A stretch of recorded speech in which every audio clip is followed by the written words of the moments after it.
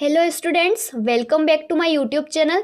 आज के वीडियो में हम पढ़ने वाले हैं central tendency and measure of central tendency. ये आपकी एग्जाम के लिए बहुत ही इंपॉर्टेंट टॉपिक है और न्यूमेरिकल्स भी इसी से बनते हैं। अगर आपको मीन मीडियन मोड क्लियरली समझ आ गए तो आप स्टैटिस्टिक्स का आधा बेस स्ट्रॉन्ग कर लोगे। तो चलिए स्टार्ट करते हैं central tendency and measure of central tendency. First है इसका introduction. In nursing research and clinical practice we often collect large sets of a numerical data. Students, nursing में हम डेली डाटा कलेक्ट करते हैं, जैसे ब्लड प्रेशर रीडिंग हो गई, pulse rate, haemoglobin level, recovery days, pain score. तो when data is large, जब data जो है वो लार्ज होता है तो it becomes difficult to understand that overall pattern. तो ये डिफ़िकल्ट होता है अंडरस्टैंड करने में ओवरऑल पैटर्न को। तो we need a single value, तो हमें एक सिंगल वैल्यू की ज़रूरत होती है that represent entire data set, जो पूरा एंटायर डाटा है उसको रिप्रेजेंट करती है। तो जो पूरे एंटायर डाटा को रिप्रेजेंट करे उसके लिए हमें कोई सिंगल वैल्यू की ज़रूरत होती है। That representative value is called measure of central tendency. तो इस रिप्रेजेंटेटिव वैल्यू को हम क्या बोलते हैं? Measure of central tendency. तो नेक्स्ट है इसकी डेफिनेशन को देखो। A measure of central tendency is a statisticals value that represent the entire or typical value of a data set. इसको एक एग्जांपल के थ्रू समझो। अगर मान लो वार्ड में 50 पेशेंट है, अगर मैं आपसे पूछूं कि वार्ड का एवरेज बीपी क्या है, तो क्या आप 50 वैल्यू बोलेंगे? नहीं, हम एक सिंगल वैल्यू चाहिए जो पूरा डाटा को रिप्रेजेंट करे।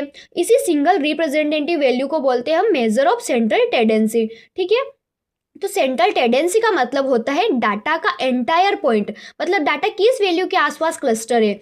सिंपल लैंग्वेज में ये वो वैल्यू है जो डाटा को समराइज कर देती है। एग्जांपल के थ्रू समझो कि पल्स वैल्यू है 70, 72, 75, 68 और 75।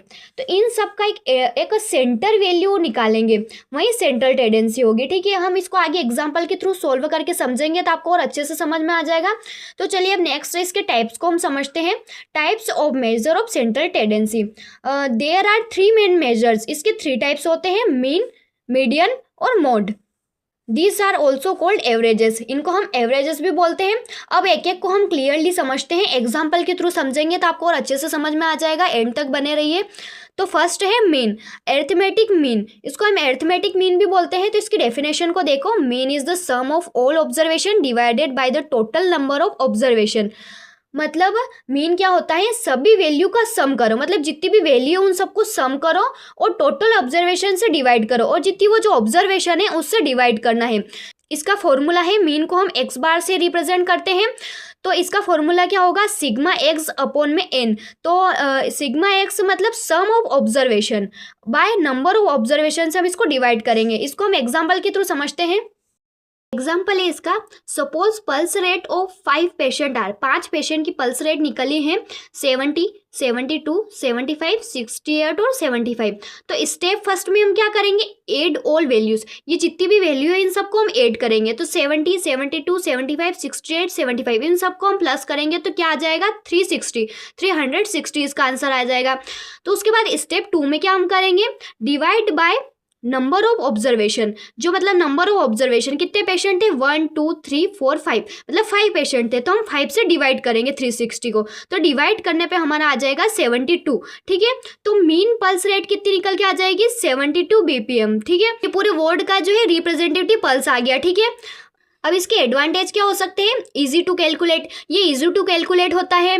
बेस्ड ऑन ऑल ऑब्जर्वेशन, ये सभी ऑब्जर्वेशन पे बेस्ड होता है। यूजफुल फॉर फर्दर स्टैटिस्टिकल्स कैलकुलेशन, ये फर्दर कैलकुलेशन के लिए भी यूजफुल है ना। ठीक है, नेक्स्ट है इसकी लिमिटेशंस ऑफ मीन। तो अफेक्टेड बाय एक्सट्रीम वैल्यूज, ये एक्सट्रीम वैल्यू से अफेक्टेड होता है। मान लो एक पेशेंट का पल्स है 120, मान लो एक पेशेंट का पल्स रेट कितना आया? 120। तो हम न्यू डाटा जनरेट करेंगे तो 70, 72, 75, 68 और 120 ये। ठीक है, तो ये निकल के आया। तो हम इसको सम करेंगे तो इन सब का सम क्या आएगा? इन सबको प्लस करेंगे तो क्या आ जाएगा? 405। तो कितने नंबर है? 1, 2, 3, 4, 5। तो हम इसको 5 से डिवाइड करेंगे तो 5 से डिवाइड करने पे आंसर आ जाएगा 81। ठीक है, तो पहले क्या मीन निकला था, 72 बीपीएम निकला था, लेकिन एक वैल्यू आपको एक्सट्रीम आई है, 120 आ गई है, तो उससे सडनली जो मीन है वो चेंज हो गया, यहाँ 72 से डायरेक्ट 81 हो गया है। तो इसलिए बोलते हैं mean is affected by extreme value. जो मीन है वो अफेक्टेड किससे होती है, एक्सट्रीम वैल्यू से अफेक्ट हो जाती है। ठीक है, आपको क्लियर हो गया मीन। अब नेक्स्ट है मीडियन। मीडियन थोड़ा डिफरेंट होता है मीन से। तो मीन में हम क्या कर रहे थे, सब वैल्यू को यूज़ करते हैं, जो जितनी भी वैल्यूज़ है उन सबको यूज़ करते हैं ना। ठीक है, ये जैसे जितनी पूरी एक सब वैल्यू थी इन सबका यूज़ करते हैं मीन में तो हम। लेकिन मीडियन में क्या करते हैं, हम सिर्फ मिडल वैल्यू देखते हैं, जो मिडल वैल्यू है उसी को देखते हैं इसके अंदर। तो चलिए इसको स्टेप बाय स्टेप समझते हैं। तो सबसे पहले हम क्या करेंगे, arrange data in ascending order. जो डाटा है उसको हम असेंडिंग ऑर्डर में अरेंज करेंगे सबसे पहले, तो कि छोटी संख्या से बड़ी संख्या तक उसको लिखेंगे। ठीक है, मिडिल वैल्यू को आइडेंटिफाई करेंगे, आइडेंटिफाई मिडल वैल्यू, उसके अंदर जो मिडल वैल्यू है उसको आइडेंटिफाई करेंगे। ठीक है, अब इसको एग्जाम्पल के थ्रू समझो आगे। तो एग्जाम्पल क्या है इसका, इसके दो एग्जाम्पल है, एक ओड नंबर वाला है और एक इवन नंबर वाला है। तो ओड नंबर वाला कैसे सॉल्व करेंगे हम, इसके अंदर जैसे बीपी रीडिंग आई है हमारी 110, 120, 130, 140 और 150। तो इन सब की मिडिल वैल्यू क्या आएगी, तो दो तो आगे की छोड़ेंगे हम और दो पीछे के। तो इसके अंदर मिडिल में जो है वो 130 है, मतलब इसकी मिडिल वैल्यू कितनी आ जाएगी, 130। बीच में सबसे बीच में है 130, तो इसका मीडियन क्या निकल के आ जाएगा, 130। तो ये सबसे ईजी है मेथड। अब इसका इवन नंबर से कैसे सोल्व करेंगे, मान लो कि पेन स्कोर है 2, 4, 6, 8। तो इसके अंदर 4 नंबर से, 4 डिजिट से, इसके अंदर कोई मिडिल वाला हम निकाल नहीं पा रहे हैं, तो हम इसको कैसे सोल्व करेंगे, मिडिल के अंदर हम 2 वैल्यू लेंगे। जैसे 2 वैल्यू कौन सी है, मिडिल के अंदर 4 और 6 है। तो ये जो 4 एंड 6 इसको हम क्या करेंगे, सबसे पहले तो हम सोल्व करेंगे। तो 4 + 6 मतलब ये 2 नंबर है, तो इसको हम 2 से डिवाइड करेंगे। तो 4 + 6 कितना हो जाएगा, 10/2। तो 2 को 10 से डिवाइड करेंगे तो कितना आंसर आ जाएगा, 5। तो ठीक है, तो इवन नंबर को हम ऐसे सोल्व करते हैं। ठीक है, जो बीच के 2 डिजिट है उनको लेंगे हम इसके अंदर। ठीक है, अब इसके एडवांटेजेस क्या हो सकते हैं, not affected by extreme value. ये एक्सट्रीम वैल्यू से कभी अफेक्ट नहीं होते। मीन में क्या हो रहा था कि जैसे मीन में था कि 2, 4, 6, 100। ठीक है, तो इसके अंदर 100 जो है वो एक्सट्रीम वैल्यू है, तो इससे क्या मीन अफेक्ट हो जाएगा। लेकिन इसके अंदर क्या आएगा, इसके अंदर 4 और 6 ही रहेंगे मीडियन के अंदर। तो इन दोनों को प्लस करेंगे तो वही 10 से हम 10 आ जाएगा, 2 से डिवाइड करेंगे तो 5 आ जाएगा। तो इसका आंसर क्या आ जाएगा, 5।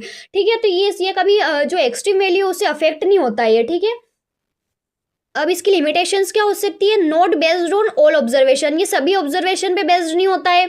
Not useful for further mathematical calculation, और जो फर्दर मैथमेटिकल कैलकुलेशन है उसमें यूजफुल नहीं है। ठीक है, अब नेक्स्ट टाइप है मोड।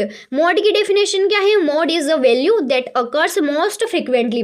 इसके अंदर जो फ्रिक्वेंटली सबसे ज़्यादा बार जो नंबर जो है, जो वैल्यू है सबसे ज़्यादा बार जो रिपीट हुई है, वही इसके अंदर मोड होती है। ठीक है, एग्जाम्पल के थ्रू समझो कि टेम्परेचर रीडिंग्स आई है 98, 99, 100, 99 और 101। तो इसके अंदर जो है 99 जो है वो डबल रिपीट हुआ है, मतलब एक से ज़्यादा बार जो नंबर रिपीट होता है वो होता है मोड। तो यहाँ पे 99 जो है वो बार बार 2 बार रिपीट हुआ है, तो इसके अंदर मोड क्या आ जाएगा, 99। ये सबसे इजी मेथड है, इसके अंदर हम सबसे इजीली इसको सोल्व कर सकते हैं। एडवांटेज क्या हो सकते हैं, इजी टू आइडेंटिफाई। ये आइडेंटिफाई करना सबसे इजी होता है। ठीक है, useful for categorical data. Categorical data में यूजफुल है। ये इंडिकेट्स मोस्ट कॉमन वैल्यू, जो मोस्ट कॉमन वैल्यू है वो इंडिकेट करता है। एक और एग्जांपल के थ्रू समझो कि वर्ड में जो है वो ब्लड ग्रुप है A, B और O। तो यहाँ पे जो O ब्लड ग्रुप है वो कितनी बार रिपीट हुआ है, 1, 2 और 3। तो 3 बार O रिपीट हुआ है, तो यहाँ पे मोड क्या आ जाएगा, O। तो जो मोड है वो कैटेगरिकल डाटा में यूजफुल होता है। ठीक है, तो एग्जाम्पल क्या है, जैसे most common blood group in a ward है, मतलब पूरा एक वार्ड है, उसके अंदर सबका ब्लड ग्रुप हम चेक कर रहे हैं, तो उसके अंदर मोस्ट कॉमन ब्लड ग्रुप कौन सा है, तो उससे हम मोड निकाल लेंगे। जैसे मान लो वार्ड में सबसे ज़्यादा ब्लड ग्रुप है B पॉजिटिव, तो यहाँ पे जो मोड है वो क्या आ जाएगा, B पॉजिटिव। ठीक है, अब इसकी कुछ लिमिटेशंस भी हो सकती है। May not exist, may have more than one mod, not suitable for further analysis. Further analysis में सुटेबल नहीं होता है। ठीक है, अब इसकी एप्लीकेशंस इन नर्सिंग। नर्सिंग में क्या एप्लीकेशन है इसकी, मीन का क्या है, आईसीयू में एवरेज बीपी निकालना, मतलब आईसीयू के अंदर जो एवरेज बीपी निकालने के लिए यूज़ कर सकते हैं मीन का। मीडियन का यूज़ हॉस्पिटल स्टे ड्यूरेशन का middle value, hospital stay duration का मिडल वैल्यू निकालते हैं हम इसके थ्रू, है ना। मोड का यूज़ कैसे, कम्युनिकेशन में मोस्ट कॉमन डिजीज आइडेंटिफाई करने के लिए हम इसका यूज़ करते हैं।